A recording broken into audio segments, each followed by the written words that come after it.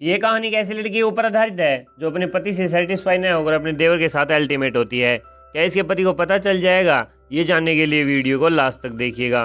Movie की शुरुआत में हम एक लड़के को देखते हैं जिसका नाम रानी है। ये कुत्तों को कुछ खिला रही थी। इतने में उसके घर में एक धमाका होता है। वहाँ थोड़ी देर बाद पुलिस आती है और इन्वेस्टिगेट करती है। फिर सीन शिफ्ट होता है और 2 साल पहले की कहानी दिखाई जाती है जिसमें हम एक गदरगांडू को देखते हैं।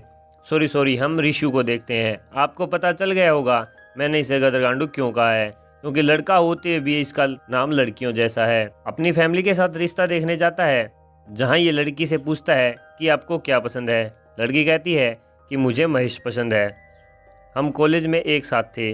आपको पता चल गया होगा कि वो रिशु से शादी नहीं करना चाहती। अब ये दूसरे रिश्ते के लिए जाते हैं जहाँ गाड़ी से उतरते ही वो लड़की की खिड़की से देखता है। रिशु भी उसे देखता है और अंदर चला जाता है। फिर दोनों फैमिली की बात चल रही है जिसमें रानी की माँ कहती है कि ये सारे पकवान रानी ने ही बनाए हैं, जो कि हमें पता है सरासर झूठ है। फिर रानी की बहन रानी को बताती है कि लड़का इंजीनियर है। तेरे 2 पहले वाले बॉयफ्रेंड से तो अच्छा है जो तेरी लेने के बाद भाग गए थे। इससे हमें पता चलता है कि वो सेटिंगबाज लौंडिया है और फाइनली उन दोनों का रिश्ता पक्का हो जाता है। थोड़े दिन बाद शादी भी हो जाती है। सौगराते वाले दिन बारिश होती है जिससे उनके घर में पानी आ जाता है। रिशु पानी बाहर निकालने लगता है। रानी सो जाती है। बेचारा रिशु सुहागरात भी नहीं मना पाता। दूसरे दिन भी ये गदरगांडू कुछ नहीं कर पाता। रानी तो बेचारी हवस से भरी पड़ी थी, पर हम क्या कर सकते हैं। अगले दिन रानी की माँ कॉल आता है। वो उसे बताती है कि रिजा उसे अपने फिगर से इम्प्रेशन कर। उसे रानी कहती है यार मुझे तो लगता है उसका कढ़ाई नहीं होता। माँ कहती है कोशिश कर हो जाएगा। अगले दिन रानी नए कपड़े पहनकर रिझाती है, पर फिर भी रिशु कुछ नहीं कर पाता। रिशु शर्मीला लड़का था। फिर अगले दिन रानी जब अपनी मोम से बात कर रही थी तो वो उनकी बातें सुन लेता है और उस दिन से वो रानी से बातें नहीं करता तथा सैड रहने लगता है। ये देखकर रानी भी उससे जुड़ने लगी थी। वो उसका सारा काम करती थी ताकि वो खुश हो जाए, लेकिन रिशु मान नहीं रहा था। लेकिन फिर आता है एक ट्विस्ट ये था कि रिशु की बुआ का लड़का वहाँ आ जाता है जो कि दिखने में काफ़ी हैंडसम था। वो वहाँ कुछ दिनों के लिए रहने के लिए आया था।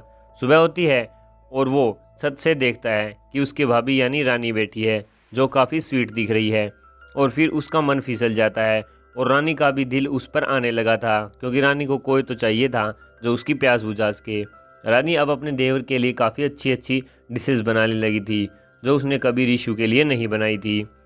एक दिन जब रानी खाने बना रही थी तब वहाँ उसका देवर आता है और उसे टच करके चला जाता है। फिर रानी टाइम उसके पीछे जाती है तथा एक बार तो उसे डांटती है, लेकिन बाद में गले लगाकर उसे चूमने लगती है क्योंकि उसे अपनी प्यास बुझानी थी। अब हर रोज़ रानी उसके रूम में जाने लगी थी। दूसरी तरफ रिशु अब उसके प्यार में पड़ने लगा था, लेकिन क्या फ़ायदा जब चिड़िया चुग जाए खेत। फिर वो रानी अपने देवर के साथ सेटल होना चाहती थी। वो रिशु को भी एक दिन ये बात बता देती है, लेकिन कुछ दिन बाद उसका देवर वीर उसे छोड़कर चला जाता है और उसकी फ़ोटो सभी जगह वायरल कर देता है। रानी भी अब अपने मायके जा रही थी। रिशु उसके लिए ऑटो बुलाता है, लेकिन वो फिर जाने से मना कर देती है। अब रानी उसके प्यार में पड़ने लगी थी, लेकिन कैसे मानता, उसको बेचारे को चोट पहुंची थी। फिर एक दिन फाइनली वो दोनों अपने आप को माफ़ कर देते हैं तथा वो आपस में प्यार करने लगते हैं। फिर एक दिन वो गाड़ी लेकर शॉपिंग करने जाते हैं जहाँ वीर आ जाता है। वो गाड़ी उसके पीछे लगा देता है, लेकिन उनकी गाड़ी बीच में ही अटक जाती है। फिर वो मैकेनिक के पास ले जाते हैं जहाँ वो दोनों पहली बार किस करते हैं और वहीं पर अल्टीमेट भी होते हैं।